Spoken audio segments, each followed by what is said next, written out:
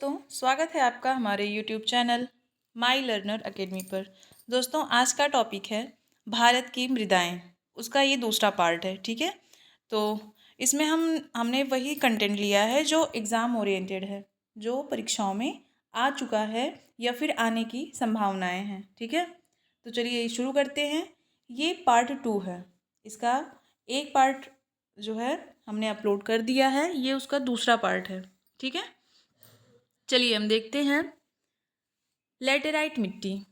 ठीक है, ये क्या होता है लैटेराइट मिट्टी, इसका निर्माण कहाँ होता है, इस मिट्टी में कौन कौन सी उपज होती है, क्या क्या इसमें उगाया जाता है, और ये किस क्षेत्र में सबसे ज़्यादा पाया जाता है, उसका एक पूरा ओवरव्यू है। ठीक है, तो चलिए देखते हैं लैटेराइट मिट्टी क्या है। जहाँ उच्च तापमान और अधिक वर्षा होती है वहाँ लैटेराइट मिट्टी का विकास होता है। ठीक, अब इसका निर्माण किस तरह से होता है वो आप देख लीजिए। ये उसका एक डायग्राम है। चूना प्लस सिलिका वर्षा की उपस्थिति में निक्षालन प्रक्रिया द्वारा। ठीक है, कैसे होता है, जब अत्यधिक वर्षा होती है उस वर्षा के कारण मिट्टियों में अक्सर उपस्थित होता है चूना और सिलिका। ठीक है, तो चूना और सिलिका ये आपस में मिलते हैं और इनका क्या होता है, निक्षालन होता है। चूना और सिलिका का क्या होता है, निक्षालन होता है, और इसी निक्षालन के बाद हमें लेटेराइट मिट्टी प्राप्त होती है। ठीक है, कैसे कैसे बनता है लेटेराइट मिट्टी देख लीजिए एक बार और।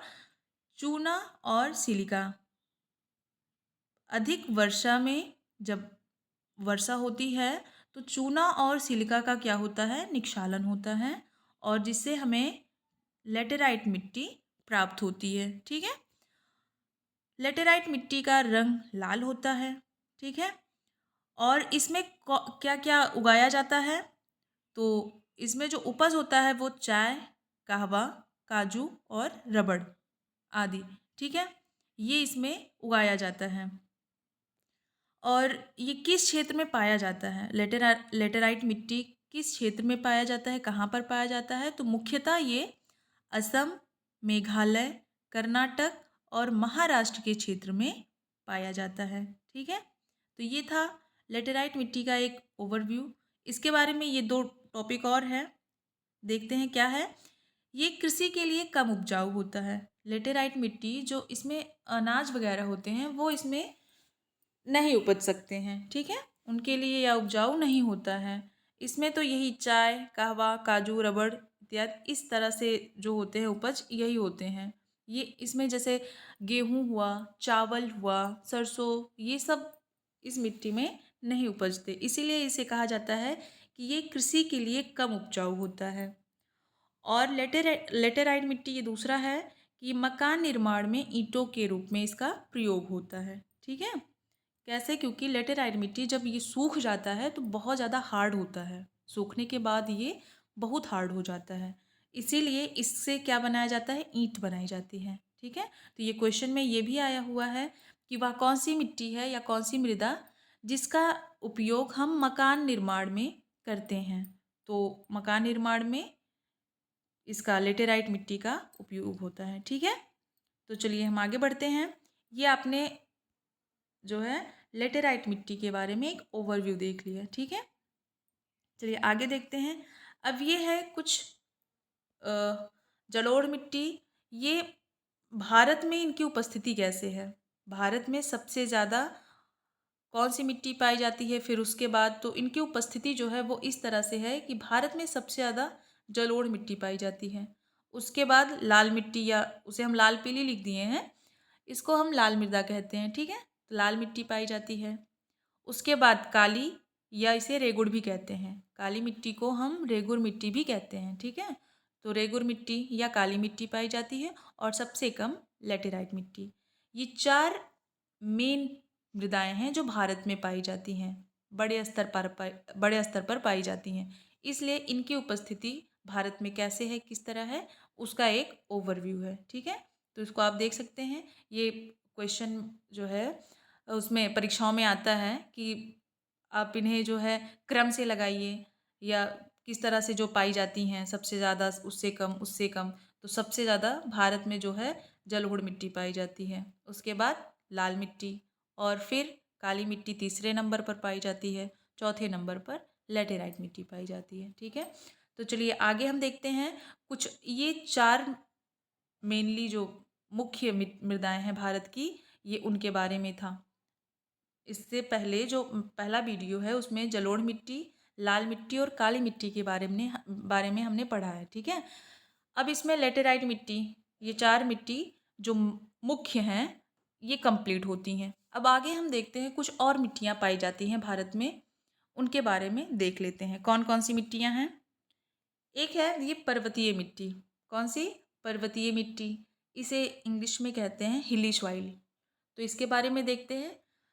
ये पर्वतों की ढलान पर पाई जाती हैं। कहाँ पर पाई जाती हैं? पर्वतों की ढलान पर पाई जाती है। ऐसे ये पर्वत है, इसके ये ढलान पर जो है कौन सी मिट्टी पाई जाती है? पर्वतीय मिट्टी। और ये अम्लीय प्रकृति की होती है, अम्लीय प्रकृति की होती है। इसका कारण क्या है? अम्लीय, इसको इंग्लिश में एसिडिक बोलते हैं ना। तो इसका एसिडिक होने का कारण क्या है? जीवाश्मों की अधिकता। मतलब पर्वतीय मिट्टी में जीवाश्मों की अधिकता होती है। अच्छा, ये जीवाश्म क्या होते हैं पता है आपको? जो ये कीड़े मकोड़े मर जाते हैं ना, तो उनका, जिनका अपघटन नहीं हो पाता, पूरी तरह से अपघटन नहीं हो पाता जब उनका, तो वही जीवाश्म बन जाते हैं। ठीक है, तो वही जीवाश्म जो हैं पर्वतीय मिट्टियों में पाए जाते हैं। ठीक है, तो इसलिए हम कहते हैं कि जो ये पर्वतीय मिट्टी है, ये क्या होता है? अम्लीय होता है। ठीक, अगर उसका कारण पूछा जाए कि पर्वतीय मिट्टी अम्लीय क्यों होते हैं, तो कारण में है इसमें, इन मिट्टी में जीवाश्मों की क्या होती है? अधिकता होती है।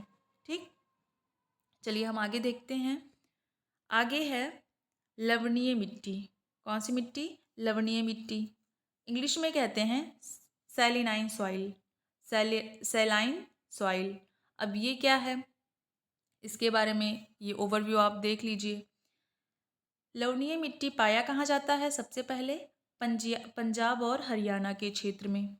ठीक है, और इसको पंजाब और हरियाणा के क्षेत्र में वहाँ के जो है लोकल भाषा में क्या कहते हैं? इसे, लवणीय मिट्टी को रेह कहते हैं, ऊसर कहते हैं और कल्लर कहते हैं। ठीक है, उसके बाद जो ये लवणीय मृदा होता है, ये उपजाऊ नहीं होता, ये उपजाऊ नहीं होता। तो इसको उपजाऊ बनाने के लिए इसमें कुछ चीज़ें मिलाई जाती हैं। तो यहाँ पर दिया गया है, वो क्या है, क्या मिलाया जाता है इसमें? जिप्सम और पाइराइट। तो जिप्सम और पाइराइट मिलाकर इसको उपजाऊ बनाया जाता है। ठीक है, मतलब कि लवणीय मृदा जो है ये कृषि योग्य नहीं होता। ठीक है, लवणीय मृदा कृषि योग्य नहीं होता, इसको हम कृषि योग्य बनाते हैं। तो इसको कृषि योग्य कैसे बनाते हैं? उसमें जिप्सम और पाइराइट मिलाकर। ठीक है, तो ये था लवणीय मृदा के बारे में, जो उसमें एग्ज़ाम में आए हुए हैं। बस उतना ही आपको पढ़ना है। ठीक है, तो ये हो गया लवणीय मृदा। अब आगे बारी आती है पीट एवं जैव मृदा। ये क्या है?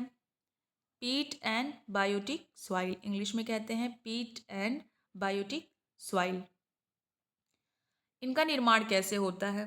तो इनका निर्माण होता है नदियों द्वारा। ठीक है, नदियों द्वारा निर्मित डेल्टाई क्षेत्र में। ठीक है, नदियों द्वारा जो डेल्टा बनाया जाता है, उन्हीं डेल्टाई क्षेत्रों में पीट एवं जैव मृदा का निर्माण होता है। और इनका रंग कैसा होता है? नीला होता है। नीला क्यों होता है? तो फेरस आयरन की उपस्थिति में। तो ये क्वेश्चन यहाँ से हो सकता है, ऐसा भी पूछा जाता है कि पीट एवं जैव मृदा में कौन सा तत्व पाया जाता है? तो कौन सा तत्व पाया जाता है? Ferrous iron. ठीक है, कई तरह से क्वेश्चन आए हुए हैं, इस टॉपिक से कई तरह से क्वेश्चन पूछे गए हैं। जैसे एक क्वेश्चन ये पूछा गया है, पीट एवं जैव मृदा का रंग होता है, तो क्या रंग होता है? नीला। इस तरह से भी पूछा गया है, पीट एवं जैव मृदा का रंग नीला किस तत्व की उपस्थिति के कारण होता है? तो किस तत्व की उपस्थिति के कारण नीला होता है? फेरस आयरन के कारण होता है। ठीक है, अब बारी आती है इसमें उपज क्या होता है। ठीक है, तो ये मैंग्रोव वनस्पतियों के विकास के लिए ज़रूरी होता है। जो मैंग्रोव वनस्पति होते हैं, आपने सुना होगा इनके बारे में। तो मैंग्रोव वनस्पति जो होते हैं वो पीट एवं जैव मृदा में ही विकसित होते हैं। ठीक है, ये हो गया पीट एवं जैव मृदा के बारे में। ठीक है, अब यहाँ पे कुछ और टॉपिक है, इम्पॉर्टेंट फैक्ट्स हैं, वो आप देख लीजिए। क्या है कि कणों के आधार पे कणों का जो आकार होता है उस आधार पे ये पूछा जाता है, इनको आप अरेंज करिए। ठीक है, ऑर्डर इनका लगाइए। तो ये है बालू, गाद और मृत्तिका।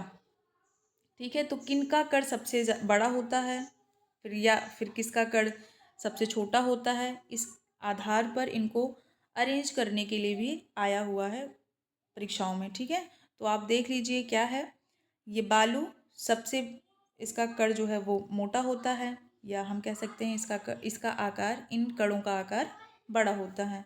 उसके बाद गाद आता है, इसको इंग्लिश में सिल्ट कहते हैं। और फिर लास्ट सबसे छोटा कण होता है वो है मृत्तिका का, इंग्लिश में क्ले कहते हैं। आप क्ले से परिचित होंगे। ठीक है, क्योंकि क्ले अब घरों में अगर आपके बच्चे होंगे छोटे, वो खेलने के लिए भी मंगाते हैं क्ले। ठीक है, तो क्ले जो है इनके कणों का आकार सबसे छोटा होता है और बालू के कणों का आकार सबसे ज़्यादा बड़ा होता है, और बीच में आता है ये गाद। ठीक है, तो ये कणों के आकार के आधार पर इनको अरेंज करने के लिए आता है एग्ज़ाम में। ठीक है, ये हो गया एक पॉइंट।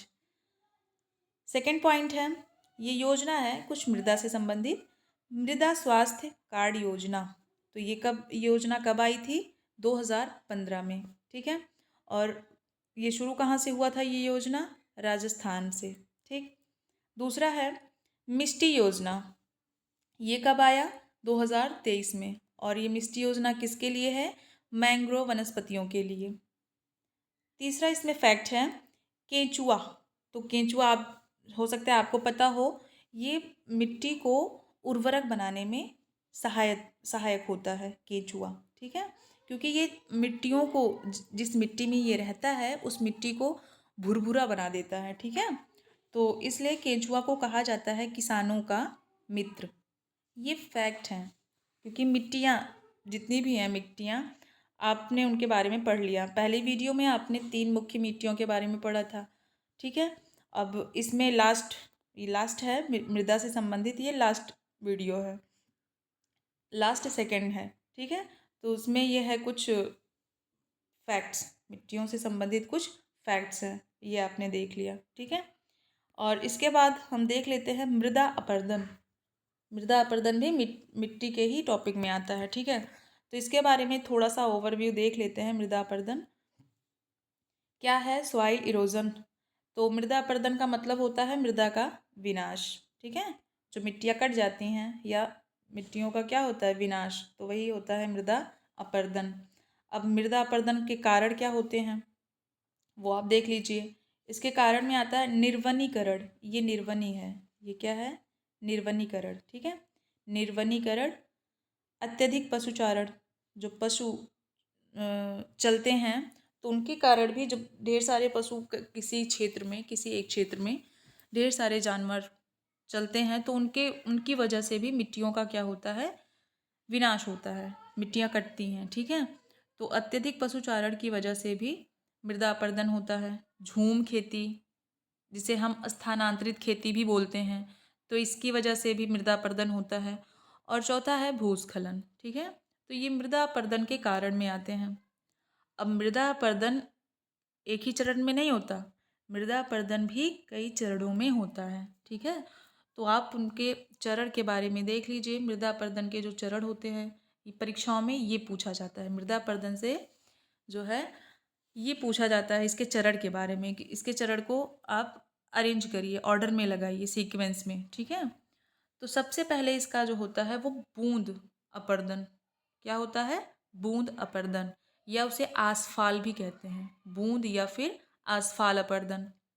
सेकंड आता है, इसका सेकंड चरण है, पहला है बूंद, दूसरा है परत अपरदन। ठीक है, जो मिट्टियाँ परत परत होके कटती हैं, ठीक है, उसे कहते हैं परत अपरदन।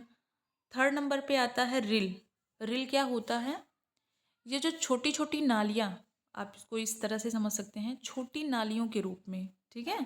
तो रिल कैसे होते हैं? छोटी नालियों के रूप में, इस तरह से जो है अपर्दन होता है। छोटी छोटी नालियाँ, जैसे यहाँ से मिट्टी, ये मिट्टी है, ये परत है, यहाँ से मिट्टी इस तरह से कट गई, ये इस तरह से कटी कि यहाँ पे एक पतली सी छोटी सी नाली जैसी बन गई, ठीक है।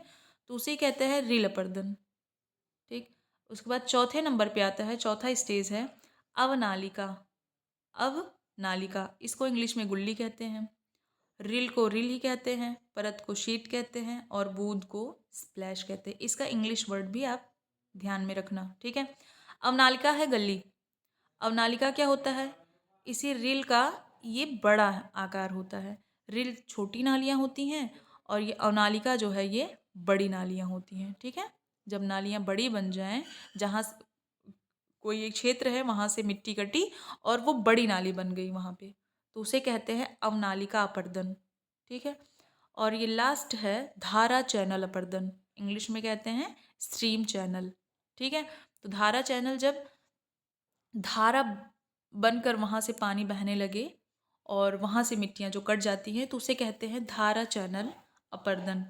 तो ये मिट्टी से संबंधित कुछ फैक्ट्स थे जिनको हमने पढ़ा यहाँ पे। तो चलिए दोस्तों, आज की वीडियो बस यहीं तक।